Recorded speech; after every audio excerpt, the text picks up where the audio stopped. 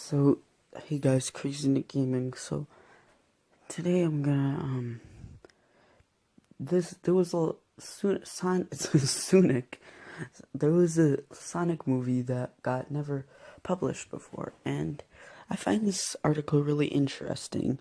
I'll link it in this description. So, the main thing here is they were gonna make a movie, but they didn't want it to flop like the Super Mario Bros. Movie, because that movie was just boring. So, they did, and they were all good brands, it says. Yeah, and that is true. Like Street Fighter and the Mario movie. They just didn't make very good movies. So I'm going to be reading the plot off of this article. Again, link in the description. So, there's a kid named Josh, and Josh is picked up from school by his dad, Hal, who's a smart computer whiz, but is currently out of work. He's always on the brink of some great discovery, or so he'll tell you. The treatment claims he has recently built an artificial intelligence computer which utilizes a unique system of holographic memory, which he's dubbed XRI, Extremely Radical Intelligence. I know. Olden days humor.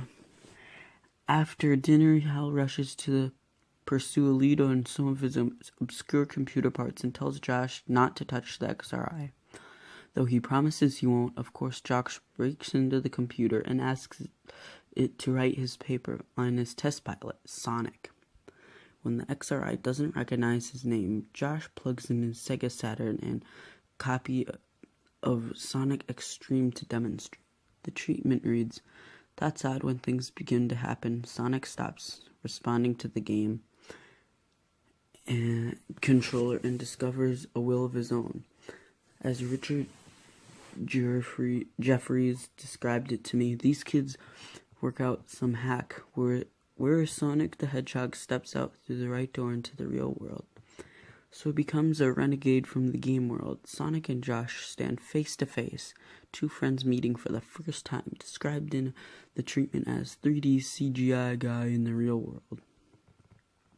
Jeffrey says in a reference to 3D animation in a live-action film, "There wasn't a whole lot at this time, but I checked with my friends in the visual effects industry, and we figured out a way to make it more practical. At the time, it was becoming more practical to make CG characters in the real world." Instantly, Sonic's curiosity gets out of the control, and the apartment is quickly torn apart. Amid all the chaos, Dr. Robotnik also escapes from the game world and howls with delight. He's waited years to break out the game world, the treatment reads. He sprouts in his spaceship and blasts out the apartment and escapes with the demented enthusiasm into the real world. Jeffrey adds, "The shape of the story was the boss also works out to get through the glitch in the real world. He would wreak havoc on the real world with his henchmen and CG characters." Sonic tries to track down Robotnik, but gets distracted and confused by the real world. When he jumps onto rooftops, the chimneys break. When he hits a lamppost, it hurts him. He races through traffic and causes car wrecks, and when he tries to impress a girl, she scares in terror. The real world isn't ready for a blue hedgehog walking down a street. The treatment reads, "He discovers, though, that he longer spends in the real world, the weaker he's becoming." Hal returns home to find his apartment destroyed and the XRI broken, and Josh lies saying it was burglars. Josh's mother, Lisa, comes over and she got Hal into another argument, which once again Josh is being at fault. I think I didn't read this part, but credit to, I don't remember his name. I'll look it up. I'll tell you at the end, but he said that, I probably missed this part, sorry, but like, his parents, I think, are divorced, and that's, yeah. Lisa takes Josh back to her house, and during the night, Sonic tracks Josh down and wakes him up. He's weakened and exhausted. While he knows the game world is like the back of his hand, the real world is very strange to him. He tells Josh he needs to get his energy back. To do, he needs the Chaos Emeralds. Josh and Sonic agree to team up together to discover that the Chaos Emeralds exist in the real world, encased in ordinary-looking rocks. You have to just know which ones to crack open, the treatment says. The pair there find their first Chaos Emeralds, and Sonic uses it to recover his strength.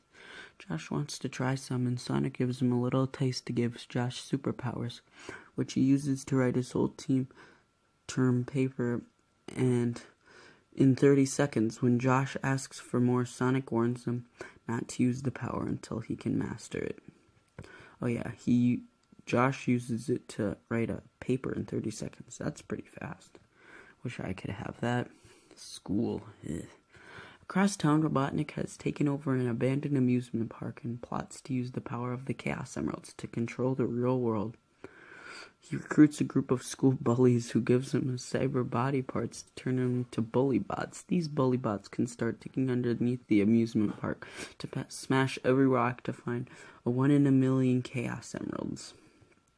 The second act in the story sees Josh and Sonic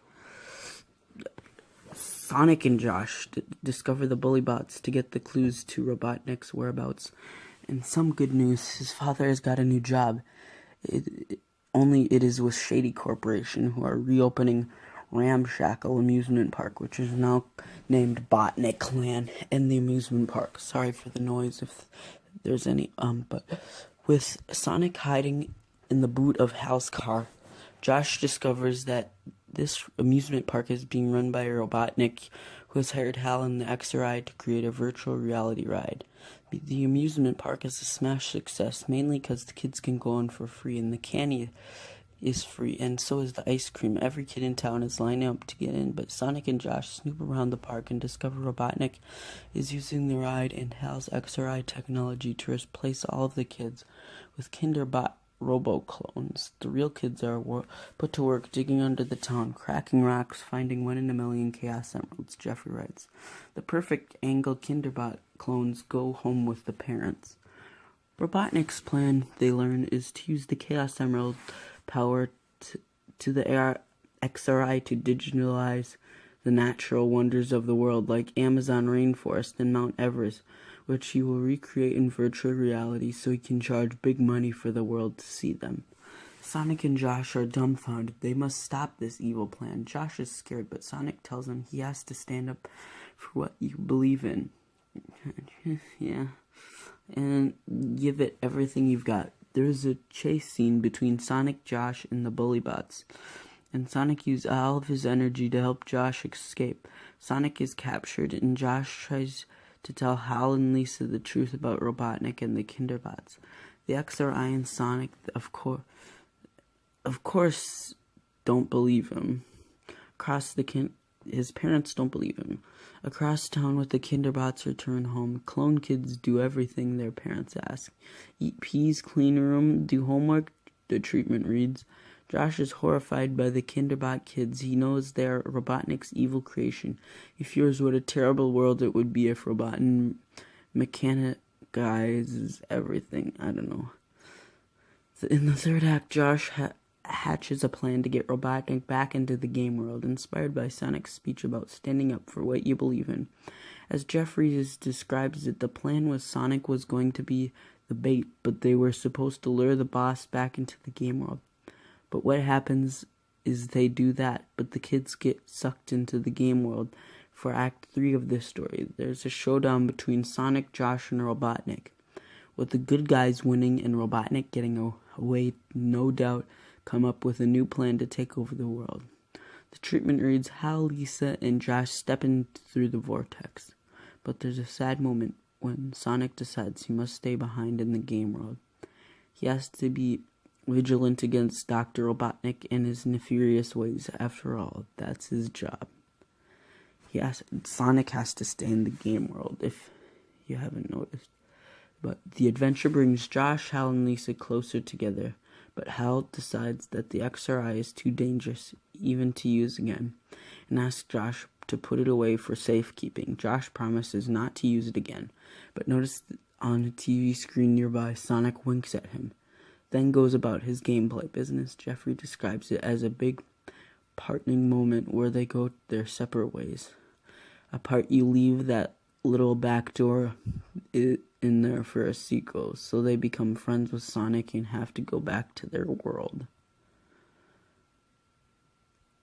So, this game, it was gonna be like promotional for Sonic, I think Extreme, yeah, but that never came out, so that's too bad.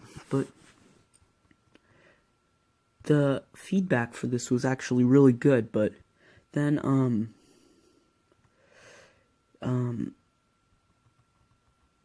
for some reason, the team behind it, one of the teams left, so then they gave it to DreamWorks, and which was new then, and they didn't have that, so yeah. Alright, so, I'll